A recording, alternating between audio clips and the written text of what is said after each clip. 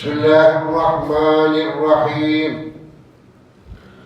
لا جرم أن الله يعلم ما يسرون وما يعلنون إنه لا يحب المستكبرين. ബഹുമാന്യരായ സത്യവിശ്വാസികളെ, അല്ലാഹുവിന്റെ നിയമനിർദ്ദേശങ്ങൾക്കനുസരിച്ച് ജീവിതം ക്രമപ്പെടുത്തണമെന്ന് ഒന്നാമതായി ഓർമ്മപ്പെടുത്തുകയാണ്. നമ്മുടെ ജീവിതം വളരെ ദുർബലമാണ്, വളരെ പരിമിതമാണ്. അതുകൊണ്ട് തന്നെ നമ്മെ നിയന്ത്രിക്കുന്ന അല്ലാഹുവിന്റെ നിയമനിർദ്ദേശങ്ങളായിരിക്കണം നമ്മുടെ ജീവിതത്തെ നിയന്ത്രിക്കേണ്ടത്. അല്ലാഹു അനുഗ്രഹിക്കുമാറാവട്ടെ. ഇസ്ലാം എന്നുള്ളത് മനുഷ്യനെ പരിവർത്തിപ്പിക്കുന്ന, സംസ്കരണത്തിലൂടെ പരിവർത്തിപ്പിച്ച് ശ്രേഷ്ഠ വ്യക്തിത്വമായി കൊണ്ടുപോകുന്ന ദൗത്യ നിർവഹണമാണ്. അനവധി ഉപദേശ നിർദ്ദേശങ്ങൾ വിശുദ്ധ ഖുർആനിലൂടെയും പ്രവാചകനിലൂടെയും നമ്മൾ പഠിച്ചിട്ടുണ്ട്, പഠിക്കേണ്ടതായിട്ടുണ്ട്. ആ ഉപദേശ നിർദ്ദേശങ്ങളായിരിക്കണം നമ്മുടെ ജീവിതത്തെ സ്വാധീനിക്കേണ്ടത്. പ്രവാചകൻ സല്ലല്ലാഹു അലൈഹി വസല്ലമ ഒരു സന്ദർഭത്തിൽ പറഞ്ഞതായി 9 വസിയത്തുകളെ കുറിച്ച് ചരിത്രത്തിൽ കാണുന്നു. ഹദീസ് ഇങ്ങനെയാണ്: ഔസാനി റബ്ബി ബിതിശാൻ. എന്റെ രക്ഷിതാവ് എനിക്ക് നൽകിയ 9 വസിയത്ത് അത് നിങ്ങൾക്ക് മുമ്പാകെ ഓർമ്മപ്പെടുത്തുകയാണ്. ഇതൊരു ഓർമ്മപ്പെടുത്തലാണ്. വസിയത്ത് എന്ന് പറയുമ്പോൾ അതനുസരിക്കുക എന്നുള്ളത് മറ്റെന്തിനേക്കാളും വലിയ ഉത്തരവാദിത്തമാണ്. അതുകൊണ്ട് തന്നെ ഉത്തരവാദിത്ത ബോധത്തോടുകൂടെ നമ്മൾ നിർവഹിക്കേണ്ടുന്ന നമ്മുടെ ജീവിതത്തിൽ നമ്മൾ ഉൾക്കൊള്ളേണ്ടുന്ന കാര്യങ്ങളാണ് വിശദീകരിക്കുന്നത്. അതിലൊന്നാമതായി പറയുന്നു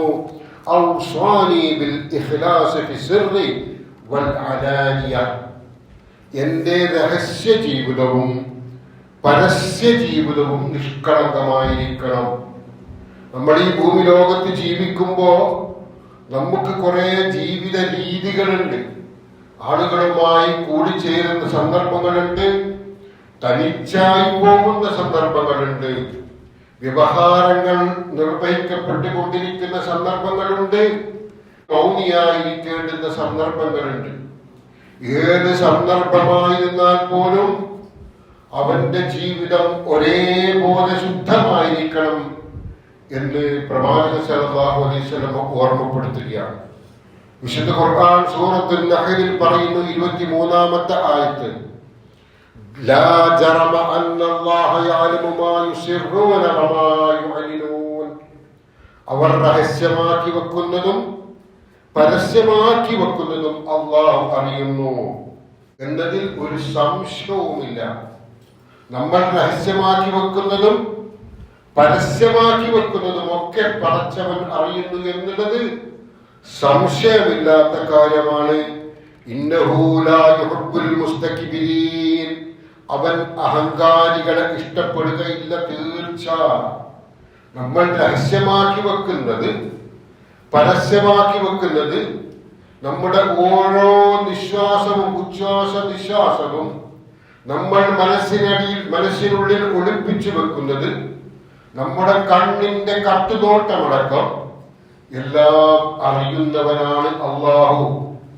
ആളുകൾക്കിടയിൽ ചിലപ്പോൾ നമ്മളുടെ ജീവിതം നല്ലതായിരിക്കാം, ശുദ്ധമായിരിക്കാം, മാന്യമായിരിക്കാം, മാതൃകാപരമായിരിക്കാം.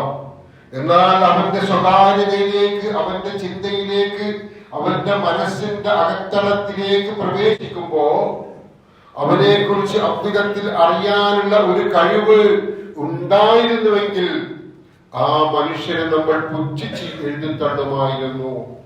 പലരും പറയുന്നത് കേട്ടിട്ടുണ്ടല്ലോ, പാതിരാക്ക് സൂര്യൻ ഉദിച്ചാൽ അറിയാം മാന്യന്മാരുടെ കോലം എന്താണ് എന്ന്. എന്നതുപോലെ നമ്മുടെ മനസ്സകം വിശുദ്ധമല്ല എങ്കിൽ നമ്മൾ പുറമോടിയിൽ കാണിക്കുന്നതെല്ലാം നല്ലതായിരുന്നാൽ പോലും പടച്ചവൻ അത് പരിഗണിക്കുകയേ ഇല്ല. വിശുദ്ധ ഖുർആൻ പറയുന്നു, യാ അയ്യുഹല്ലദീന ആമനൂ, ഏ വിശ്വാസികളെ, ലിമ തഖൂലൂന മാ ലാ തഫ്അലൂൻ, നിങ്ങൾ എന്തിനായി ചെയ്യാത്തത് പറഞ്ഞു നടക്കുന്നത്?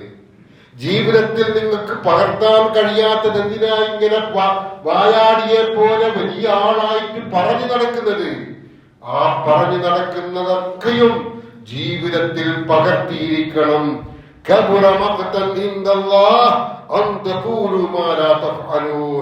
നിങ്ങൾ ചെയ്യാത്തത് നിങ്ങൾ പറയുക എന്നുള്ളത് അല്ലാഹുവിങ്കൽ വലിയ ക്രോധത്തിന്, ദേഷ്യത്തിന് കാരണമായി തീരുന്ന ഒരു കാര്യമാണ്.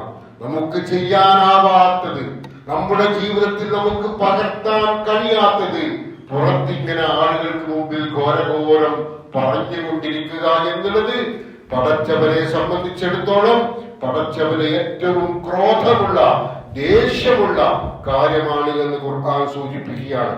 വിശുദ്ധ ഖുർആൻ സൂറത്തുൽ ലുഖ്മാനിൽ പറയുന്നു, യാ ബുനയ്യ ഇന്നഹാ അൻതകു മിസ്ഖാല ഹബ്ബത്തിൻ മിൻ ഖർദലിൻ ഫതകും ഫീ സഖറത്തിൻ ഔ ഫിസ് സമാവാതി ഔ ഫിൽ അർളി യഅതി ബിഹല്ലാഹ്.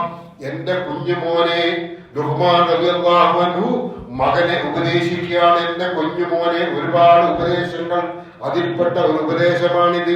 എന്റെ പൊന്നുമോനെ, തീർച്ചയായും ഒരു കടുമണിയുടെ തൂക്കമുള്ളതായിരുന്നാലും ഒരു കടുമണി ചിലപ്പോ ആ കടുമണി താഴെ വീണാൽ നമ്മുടെ കണ്ണുകൾക്ക് കണ്ടെത്താൻ കഴിയില്ല.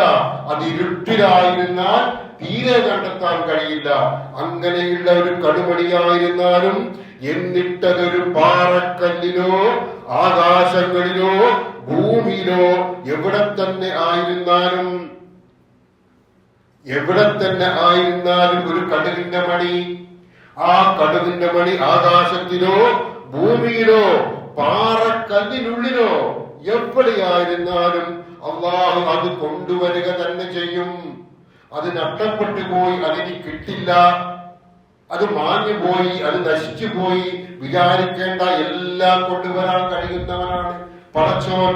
അതുകൊണ്ട് പടച്ചവനെ ഒളിപ്പിച്ചു വെച്ചുകൊണ്ട് ഒരു കാര്യവും നിങ്ങൾ നിർവഹിക്കേണ്ടതില്ല. ഇന്നല്ലാഹു ലതീഫുൻ ഖബീർ, തീർച്ചയായും അല്ലാഹു നയജ്ഞനും സൂക്ഷ്മജ്ഞാനിയുമാകുന്നു. പാറക്കല്ലിനുള്ളിൽ, അല്ലെങ്കിൽ ഒരു വലിയ ഖജനാവിനുള്ളിൽ, അല്ലെങ്കിൽ ഒരു വലിയ ഒളി സങ്കേതത്തിൽ ഒളിപ്പിച്ചു വെക്കുന്ന ഒരുപാട് രഹസ്യങ്ങൾ. ആ രഹസ്യങ്ങൾക്ക് പുറത്താണ് പലരും ജീവിക്കുന്നത്. ആ രഹസ്യങ്ങൾ ആരും കണ്ടുപിടിക്കില്ല എന്നാണ് അവർ കരുതുന്നത്. കണ്ടുപിടിക്കാതെ പോകുന്ന ഒരുപാട് രഹസ്യങ്ങളുണ്ട്, ഇല്ലെന്നല്ല. പക്ഷേ പടച്ചവന്റെ മുമ്പിൽ അത്തരത്തിൽ ഒരു രഹസ്യവും ഒളിപ്പിച്ചു വെക്കാൻ കഴിയുകയില്ല തന്നെ. എന്തും പടച്ചവൻ കൊണ്ടുവരിക തന്നെ ചെയ്യും. ഇന്നഹു അലീമുൻ ബിദാത്തി സുദൂർ, തീർച്ചയായും അവൻ അല്ലാഹു നമ്മുടെ ഹൃദയങ്ങളിലുള്ളത് അറിയുന്നതാണ്. ഞാനിപ്പോ സംസാരിക്കുന്നതിനിടയിൽ എന്റെ ചിന്ത ചിലപ്പോ വഴിമാറി പോകുന്നുണ്ടാവാം. നിങ്ങൾക്കാർക്കും അത് പറയാൻ കഴിയില്ല. ഇവിടെ ഒരുക്കി വെച്ച ക്യാമറക്കോ പുതിയ സാങ്കേതിക വിദ്യക്കോ പോലും അത് പറയാൻ കഴിയില്ല. പക്ഷേ പടച്ചവനറിയുന്നുണ്ട്. ഇപ്പൊ പുറത്തൊരു വേഷവും ഉള്ളിൽ വേറൊരു വേഷവുമായി നടക്കല്ലേ. ആ നടത്തം പടച്ചവൻ ഇഷ്ടപ്പെടുകയില്ല. സൃഷ്ടിച്ചുണ്ടാക്കിയവൻ എല്ലാം അറിയുകയില്ലേ? അവൻ നിഗൂഢ രഹസ്യങ്ങൾ അറിയുന്നവനും സൂക്ഷ്മജ്ഞാനിയുമാകുന്നു. നമ്മളെ സൃഷ്ടിച്ച അല്ലാഹു നമ്മളെ കുറിച്ച് പിടിപാടില്ലാത്തവനാണെന്നാണോ നിങ്ങൾ കരുതുന്നത്? നമ്മളെ സൃഷ്ടിച്ച് ഇവിടത്തിൽ ഒരുക്കിയ, നമ്മുടെ മനസ്സകം അതിസൂക്ഷ്മമായി ഒരുക്കി തന്ന പടച്ചവൻ നമ്മുടെ മനസ്സിൽ നമ്മൾ ആലോചിക്കുന്ന, ചിന്തിക്കുന്ന രഹസ്യങ്ങൾ അറിയില്ലെന്നാണോ നിങ്ങൾ കരുതുന്നത് എന്ന് ഖുർആൻ ചോദിക്കുകയാണ്. നിങ്ങൾ രഹസ്യമാക്കുന്നതും പരസ്യമാക്കുന്നതും അവൻ അറിയുന്നു. നമുക്കൊരു രഹസ്യവും വേണ്ട, പടച്ചവൻ തൃപ്തിപ്പെടാത്ത ഒരു രഹസ്യം വേണ്ട. ജീവിതത്തിൽ രഹസ്യങ്ങൾ സൂക്ഷിക്കേണ്ടതുണ്ടാവാം. ഒരുപാട് രഹസ്യങ്ങൾ റമാനത്തായി നമ്മളോട് പലരും പറഞ്ഞിട്ടുണ്ടാവാം.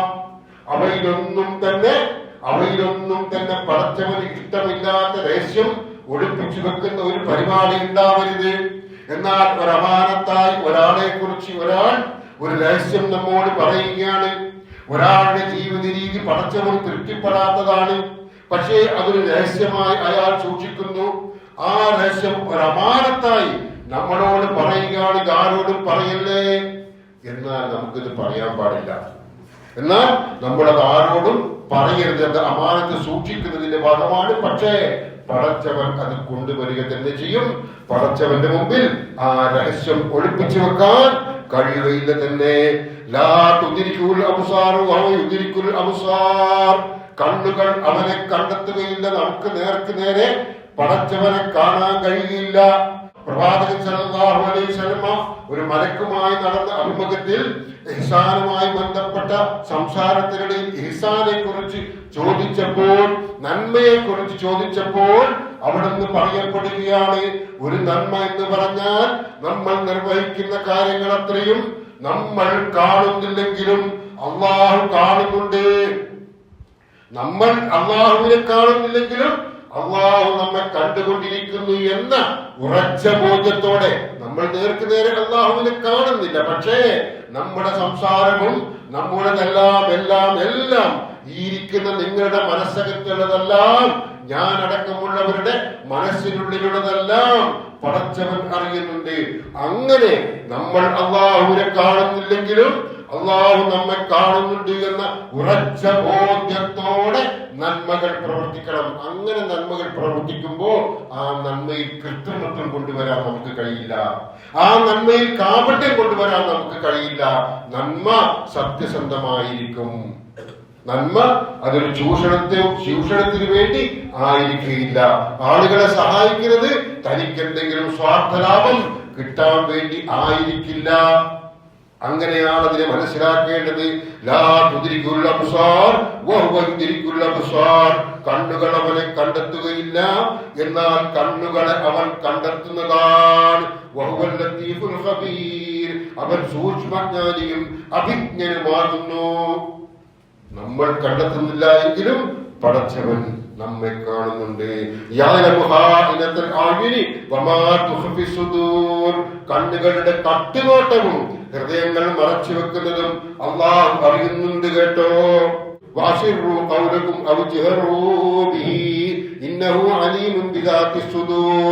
നിങ്ങളുടെ വാക്ക് നിങ്ങൾ രഹസ്യമാക്കുക. നിങ്ങൾ രഹസ്യമായി സ്വകാര്യമായി ആരോടോ എന്തൊക്കെയോ നല്ലതല്ലാത്ത കാര്യം പറയുക, അല്ലെങ്കിൽ പരസ്യമാക്കുക. ഖുർആൻ പറയുകയാണ്, നിങ്ങളുടെ വാക്ക് നിങ്ങൾ രഹസ്യമാക്കി വച്ചാലും പരസ്യമാക്കി വച്ചാലും തീർച്ചയായും അവൻ ഹൃദയങ്ങളിൽ ഉള്ളത് അറിയുന്നവനാണ്. ഹൃദയങ്ങളിൽ ഉള്ളത് അറിയുന്നു. സൂറത്തുൽ ഗാഫിറിൽ പറയാണ് 16-ാമത്തെ ആയത്തിൽ, യൗമഹും ബരിസൂൻ ലാ യഖ്ഫാ അലല്ലാഹി മിൻഹും ശൈആ. അവർ വെളിക്ക് വരുന്ന ദിവസമാണത്. അവർ പുറത്ത് കൊണ്ടുവരപ്പെടുന്ന ദിവസമാണത്. അവരെ സംബന്ധിച്ച് യാതൊരു കാര്യവും അള്ളാഹുവിന് രഹസ്യമായിട്ടുണ്ടാവൂല. അള്ളാഹുവിനെ സംബന്ധിച്ചിടത്തോളം ഗോപ്യമായിരിക്കില്ല. നമ്മളെ പുറത്ത് കൊണ്ടുവരപ്പെടുന്ന ഒരു ദിവസം. നമ്മളിവിടെ ഒരുപാട് രഹസ്യങ്ങളും ഒരുപാട് ദുരൂഹതകളും ഒരുപാട് കാപട്യങ്ങളും ഒരുപാട് വേഷപ്പകർച്ചകളുമായി ജീവിച്ചു, മരിച്ചു. പടച്ചവന്റെ അടുക്കലെത്തി നമ്മളെ തിരിച്ചു കൊണ്ടുവരികയാണ് പടച്ചവൻ. ആ പടച്ചവന്റെ മുമ്പിൽ നമ്മളിവിടെ ഒളിപ്പിച്ചു വെച്ചതൊക്കെയും വെളിപ്പെടുക തന്നെ ചെയ്യും. യൗമഹും ബരിസൂൻ ലാ യഖ്ഫാ അലല്ലാഹി മിൻഹും ശൈഅ ലിമനിൽ മുൽക്കുൽ യൗം. അവർ വെളിക്ക് വരുന്ന ദിവസമത്രേ അത്. അവരെ സംബന്ധിച്ച് ഒരു കാര്യവും അല്ലാഹുവിന് ഗോപ്യമായിരിക്കുകയില്ല. ഈ ദിവസം ആർക്കാണ് രാജാധികാരം? ലില്ലാഹിൽ വാഹിദിൽ ഖഹാർ. ഏകനും സർവാധിപനായ അല്ലാഹുവിനാണ് രാജാധികാരം. അന്നത്തെ ദിവസം നമ്മളിവിടെ എന്തൊളിപ്പിച്ചു വെച്ചാലും, നമ്മളിവിടെ സ്വാധീനത്തിന്റെ പേരിൽ, അംഗബലങ്ങളുടെ പേരിൽ, സ്വത്തിന്റെയും സംരക്ഷണത്തിന്റെയും ഒക്കെ പേരിൽ എന്ത് രഹസ്യങ്ങൾ ഒളിപ്പിച്ചു വെച്ചാലും, എന്ത് കാപട്യത്തോടെ ജീവിച്ചാലും, എന്തെന്ത് തോന്നിവാസങ്ങൾ അത് സ്വകാര്യമാക്കി വെച്ചാലും പടച്ചവന്റെ മുമ്പിൽ അത് വിലപ്പോവുകയില്ല. അതൊക്കെ ദുനിയാവിൽ ചിലപ്പോൾ രഹസ്യമായി തന്നെ കിടന്നേക്കാം, ആളുകൾക്കിടയിൽ അയാൾ ഒരു മാന്യനായി തന്നെ കിടന്നേക്കാം. പക്ഷേ അള്ളാഹുവിന്റെ മുമ്പിൽ അതൊക്കെയും വെളിക്ക് കൊണ്ടുവരപ്പെടുന്ന ഒരു നാളുണ്ട്. അതായിരിക്കണം വിശ്വാസിയുടെ മനസ്സിലുണ്ടാവേണ്ടത്. പ്രവാചകൻ സല്ലല്ലാഹു അലൈഹി വസല്ലം പറഞ്ഞു കൊടുത്ത 9 വസിയത്തുകളിൽ ഒന്നാമത്തെ വസിയത്തായി പഠിപ്പിച്ചിരിക്കുന്നത് നിങ്ങളുടെ രഹസ്യ ജീവിതവും പരസ്യ ജീവിതവും നന്മയിൽ അധിഷ്ഠിതമായിരിക്കണം. അത് 2 രീതിയിൽ ആകുകയേ പാടില്ല. ഒരേ ഒരു സ്വഭാവത്തിന്റെ ഉടമയായി നിങ്ങൾ ജീവിക്കണം. അത് വീട്ടിലായിരുന്നാലും, ഭാര്യയോടായിരുന്നാലും, മക്കളോടായിരുന്നാലും, സുഹൃത്തുക്കളോടായിരുന്നാലും. സുഹൃത്തുക്കളോട് ചില സ്വകാര്യങ്ങൾ, ചില കളികൾ, ചില സ്വകാര്യങ്ങൾ വീട്ടിൽ അതില്ല, അറിയുന്നില്ല. അത്തരം വേഷപ്പകർച്ചകളൊന്നും വിശ്വാസിക്ക് ഉണ്ടാകാൻ പാടില്ല എന്ന് പ്രത്യേകം ഉണർത്തിയിരിക്കുകയാണ്. രണ്ടാമത് പ്രവാചകൻ പറയുന്നു, വൽ അതിന് ഒരാളോട് നമുക്ക് ദേഷ്യമാണ്, വെറുപ്പാണ്, ഇഷ്ടക്കുറവാണ്, എന്നാലും അയാളോട് അനീതി കാണിക്കരുത്. നമുക്കൊരാളുടെ ദേഷ്യം, സ്വാഭാവികമായിട്ടും നമ്മൾ അനീതിയെ കാണിക്കൂ. അയാൾക്ക് അർഹതപ്പെട്ടത് എന്തെങ്കിലും ലഭിക്കാനുണ്ടെങ്കിൽ നമുക്കാവുന്ന രീതിയിൽ അത് മുടക്കാനേ നമ്മൾ ശ്രമിക്കൂ. ഇവിടെ പറയുകയാണ്, ഒരാളോട് നമുക്ക് ഇഷ്ടക്കുറവുണ്ട്, അകൽച്ചയുണ്ട്, വിദ്വേഷമുണ്ട്, എന്നാൽ പോലും അയാൾക്ക് ലഭിക്കേണ്ടുന്ന അവകാശം അത് ലഭിക്കണം. അയാളോട് അനീതി കാണിക്കുകയേ പാടില്ല. വിശുദ്ധ ഖുർആൻ പറയാൻ സൂറത്തുൽ നഹലിൽ, ഇന്നല്ലാഹ യഅ്മുറു ബിൽ അദ്ലി വൽ ഇഹ്സാനി വ ഈതാഇ ദിൽ ഖുർബാ, തീർച്ചയായും അല്ലാഹു കൽപ്പിക്കുന്നത് നീതി പാലിക്കുവാനും നന്മ ചെയ്യുവാനും കുടുംബബന്ധമുള്ളവർക്ക് സഹായം നൽകുവാനുമാണ്.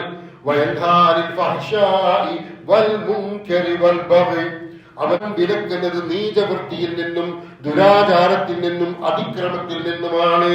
അള്ളാഹു കൽപ്പിച്ചിരിക്കുന്നത് നീതി പാലിക്കണം, നന്മ ചെയ്യണം, കുടുംബബന്ധമുള്ളവർക്ക് സഹായം നൽകണം. അങ്ങനെ നന്മയുടെ നല്ല കാര്യങ്ങളിലൂടെയാണ് ജീവിക്കേണ്ടത്. അവൻ വിലക്കുന്നത് നീചവൃത്തി, തെറ്റായ പ്രവൃത്തി, തിന്മകൾ, അതിൽ നിന്നും ദുരാചാരത്തിൽ നിന്നും അതിക്രമത്തിൽ നിന്നുമാണ്.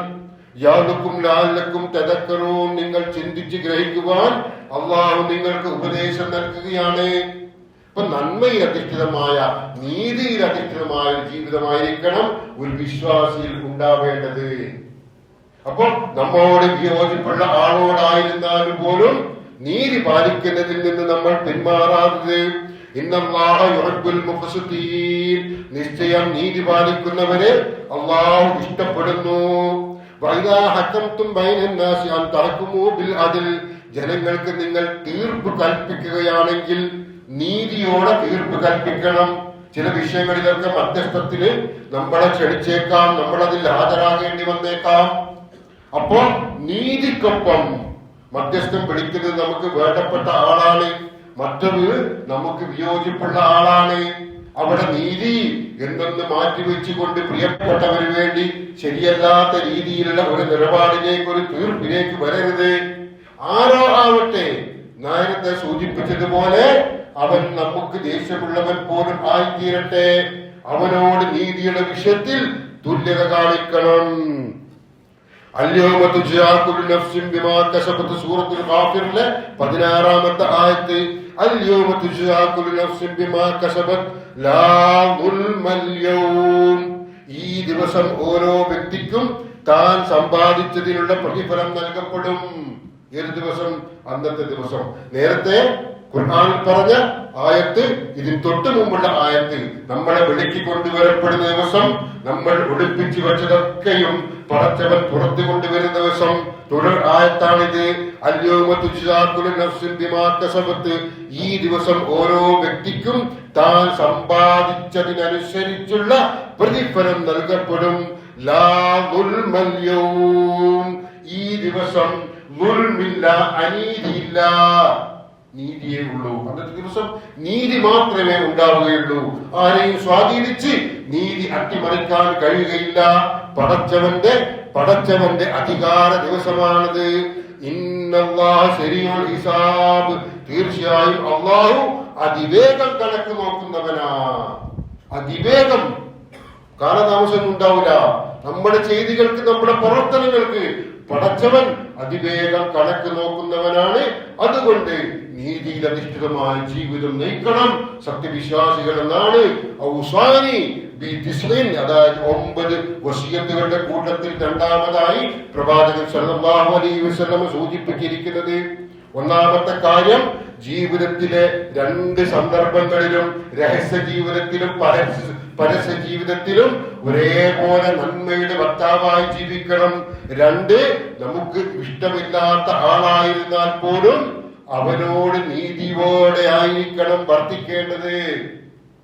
ഇത്തരത്തിൽ സുഹൃതങ്ങൾ പ്രവാചകൻ സല്ലല്ലാഹു അലൈഹി വസല്ലം നമുക്ക് പഠിപ്പിച്ചു തന്ന ഇത്തരം സുഹൃതങ്ങളിലൂടെ നമ്മുടെ ജീവിതം സമ്പന്നമാക്കാൻ വേണ്ടി ശ്രമിക്കുക. അല്ലാഹു നമ്മെ അനുഗ്രഹിക്കുമാറാവട്ടെ. അഖൂലു ഖൗലി ഹാദാ വസ്തഗ്ഫിറുല്ലാഹ ലി വലക്കും ഫസ്തഗ്ഫിറൂഹു ഇന്നഹു ഹുവൽ ഗഫൂറുർ റഹീം.